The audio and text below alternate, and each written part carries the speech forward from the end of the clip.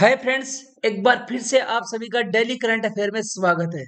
चलो डिस्कस करते हैं 13 अगस्त का current affair. First question is, किस भारतीय राजनेता को फ्रांस में सर्वोच्च नागरिक सम्मान सेवलियर दी ला लीजन दी ऑनर से सम्मानित किया जाएगा? किसको किया जाएगा? शशि थरूर को। किसको किया जाएगा? शशि थरूर को। कौन सा सम्मान? फ्रांस का जो सर्वोच्च सम्मान है सेवलियर दी ला लीजन दी ऑनर, ये फ्रांस का सर्वोच्च सम्मान है। किसको दिया जाएगा? शशि थरूर को। ये वैसा ही सम्मान है जैसे भारत का सर्वोच्च सम्मान क्या है? भारत रत्न। भारत का सर्वोच्च सम्मान क्या है? भारत रत्न। ठीक इसी प्रकार फ्रांस का सर्वोच्च सम्मान सेवलियर दी ला लीजन दी ऑनर है। ठीक है फ्रेंड्स, किसको दिया जा रहा है? भारत के राजनेता शशि थरूर को। ठीक है, भारत का सर्वोच्च सम्मान भारत रत्न है। अगर सैन्य सम्मान की बात किया जाए तो परमवीर चक्र है। क्या है? परमवीर चक्र है। ठीक है फ्रेंड्स, शशि थरूर अभी केरल के तिरुवनंतपुरम सीट से लोकसभा सांसद हैं। और किस पार्टी के हैं? कांग्रेस के। किस पार्टी के हैं? कांग्रेस के हैं। और केरल के तिरुवनंतपुरम सीट से, किससे? तिरुवनंतपुरम सीट से लोकसभा सांसद है। क्या है? लोकसभा सांसद है। और ये सम्मान इनको इनके लेखन व भाषणों के लिए दिया गया है। किसके लिए? लेखन व भाषणों के लिए दिया गया है। ठीक है फ्रेंड्स, शशि थरूर को वर्ड स्मिथ, जैसे गोल्ड स्मिथ बोलते हो ना, वैसे इनको वर्ड स्मिथ यानी शब्दकार, क्या कहा जाता है? शब्दकार या वर्ड स्मिथ भी कहा जाता है। क्या कहा जाता है? शब्दकार या वर्ड स्मिथ। और इस सम्मान की जानकारी किसने दी है? भारत में फ्रांस के राजदूत इमेनुअल लेनिन। क्या नाम है? इमेनुअल लेनिन ने दी है। ठीक है फ्रेंड्स, ये क्या है? भारत में फ्रांस के राजदूत है। इस सम्मान की स्थापना कब हुई थी? 1802 में। किसने की थी? नेपोलियन बोनापार्ट ने। किसने की थी? नेपोलियन बोनापार्ट ने। इस सम्मान की स्थापना किसने की थी? नेपोलियन बोनापार्ट ने। नेक्स्ट क्वेश्चन इज, हाल ही में रूसी रॉकेट सोयूज ने किस देश के उपग्रह खयाम का प्रक्षेपण किया है? ईरान का। किसका? ईरान का। किस देश का है खयाम? ईरान का। किसने किया है? रूसी रॉकेट ने। क्या नाम है? सोयूज ने। ठीक है फ्रेंड्स, रूसी रॉकेट सोयूज ने ईरानी उपग्रह खयाम का रिसेंटली कक्षा में सफलतापूर्वक प्रक्षेपण किया है। किस किसका किया है? खयाम का। और कहां से किया गया है? इस सोयूज रॉकेट को कजाकिस्तान के रूस द्वारा पट्टे पर लिए गए बैकोनूर कोस्मोड्रोम स्टेशन से लॉन्च किया गया। कहां से किया है? बैकोनूर बैकोनूर कोस्मोड्रोम स्टेशन से। कहाँ है ये? ये कजाकिस्तान में है। कहाँ है? कजाकिस्तान में है। तो रशिया ने कैसे कर दिया? यहाँ से रशिया ने क्या ले रखा है? इसको लीज पे ले रखा है। कब तक ले रखा है लीज पे? 2050 तक इसको क्या ले रखा है? इस स्टेशन को, बैकानूर कोस्मोड्रोम स्टेशन को लीज पे ले रखा है रशिया ने। किस रॉकेट से किया है? रूसी रॉकेट सोयूज से। और कितने मिनट में हो गया था? इसको प्रक्षेपित करने के 9 मिनट में इसको कक्षा में स्थापित कर दिया था। कितने में? 9 मिनट्स में ओनली। कितने मिनट में? 9 मिनट में इसको कक्षा में स्थापित कर दिया गया था। और इसका नाम किसके ऊपर रखा गया है? फारसी वैज्ञानिक उमर खयाम। किसके नाम पे? उमर खयाम। क्या है ये? फारसी वैज्ञानिक है। उमर खयाम क्या है? फारसी वैज्ञानिक हैं। ठीक है फ्रेंड्स, क्या है? फारसी वैज्ञानिक है, जो 11वीं और 12वीं शताब्दी में एक प्रसिद्ध व्यक्ति थे। कौन? उमर खयाम। और इस जो उपग्रह है इसमें क्या है? हाई रिजोल्यूशन कैमरे लगे हैं। क्या लगे हैं? हाई रिजोल्यूशन कैमरे, जो क्या करेंगे? पर्यावरण की निगरानी करेंगे। क्या करेंगे? पर्यावरण की निगरानी करेंगे। अब पूछा जाए कि रूस की स्पेस एजेंसी का नाम क्या है, तो क्या बताओगे आप? रोसकोसमोस। क्या नाम है?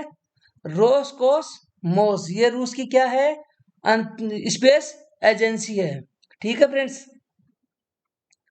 नेक्स्ट क्वेश्चन इज,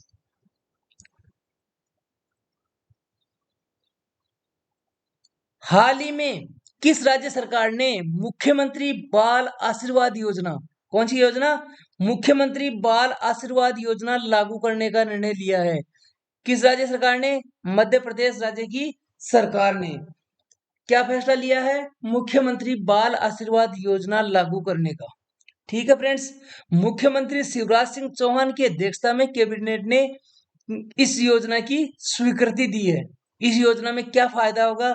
इस योजना में सरकार 18 साल की उम्र में बाल संस्थाओं को छोड़ने वाले अनाथ बच्चों को शिक्षा के लिए क्या करेगी? आर्थिक सहायता उपलब्ध कराएगी। जैसे जो बाल संस्थाएं होती है, जो अनाथ आश्रम होते हैं, उनमें कितनी आयु तक रह सकता है बच्चा?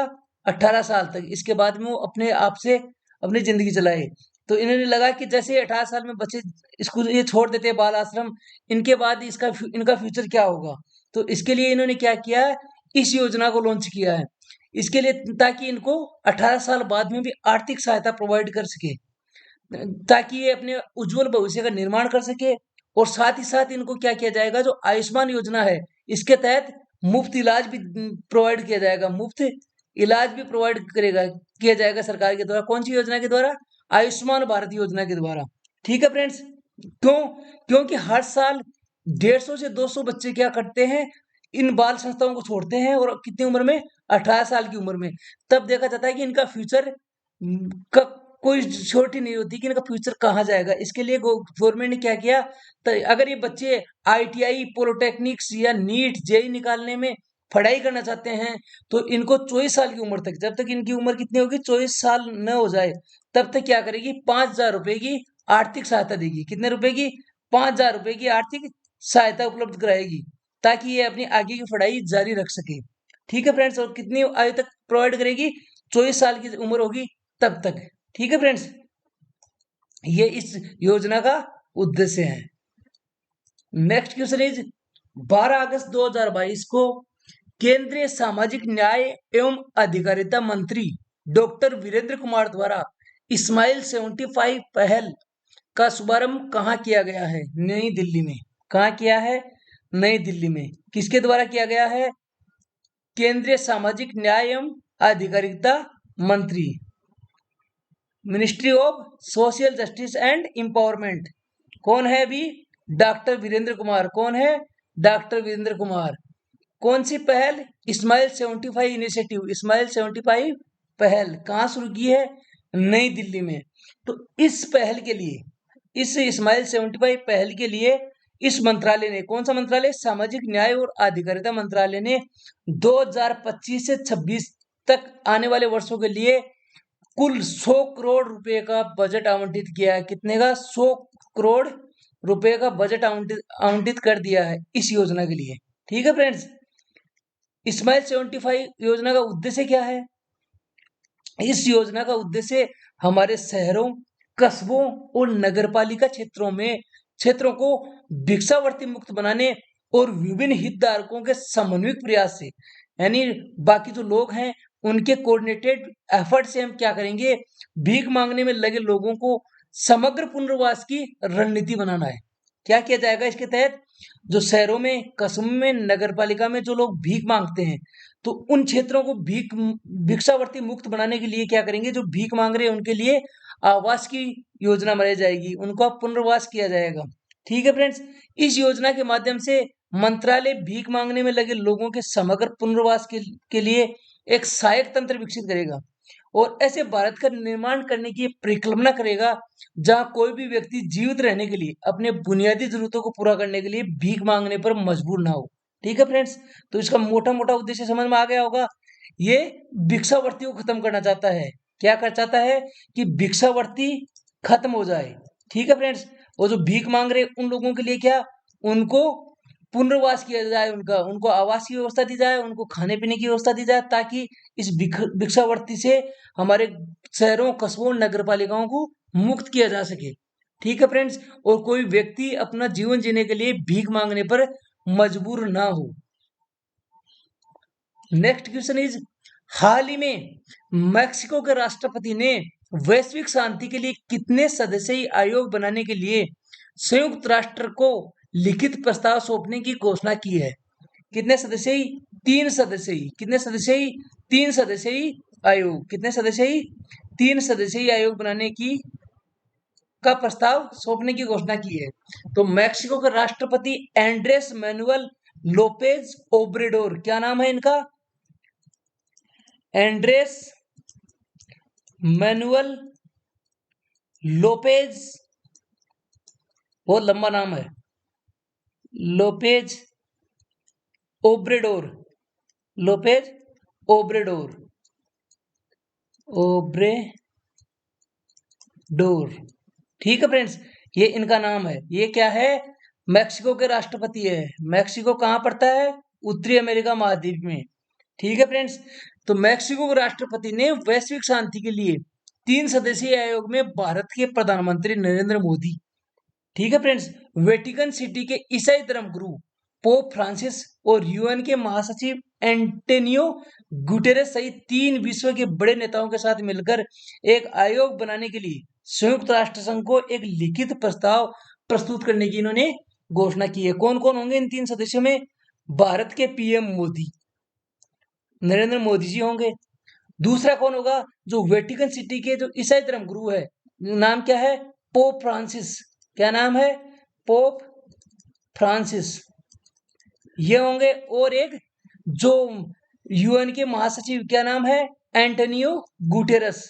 ठीक है फ्रेंड्स, इन 3 सदस्यों का एक आयोग बनाने की, कि इन 3 सदस्यों का आयोग बनाया जाए और इसका लिखित प्रस्ताव किसको देंगे? ये यूएन को। ठीक है फ्रेंड्स, इस आयोग का उद्देश्य क्या है? दुनिया भर में युद्धों को रोकने के लिए एक प्रस्ताव पेश करना और कम से कम 5 साल के लिए इस पर एक समझौता करना है। ठीक है फ्रेंड्स, ठीक है फ्रेंड्स, क्या उद्देश्य है इसका? दुनिया भर में युद्धों को रोकना और इसका जो एग्रीमेंट है वो कितने साल का होना चाहिए? 5 साल का। कितने साल का? 5 साल का। क्या है? युद्धों को रोकना, ताकि युद्ध दुनिया भर में युद्ध ना हो। ठीक है फ्रेंड्स, युद्धों को रोकना। तो इसमें हमारे लिए बहुत अच्छी बात है कि हमारे प्रधानमंत्री जी का इसमें नाम आया है। इन 3 सदस्यों में किन किन नाम है?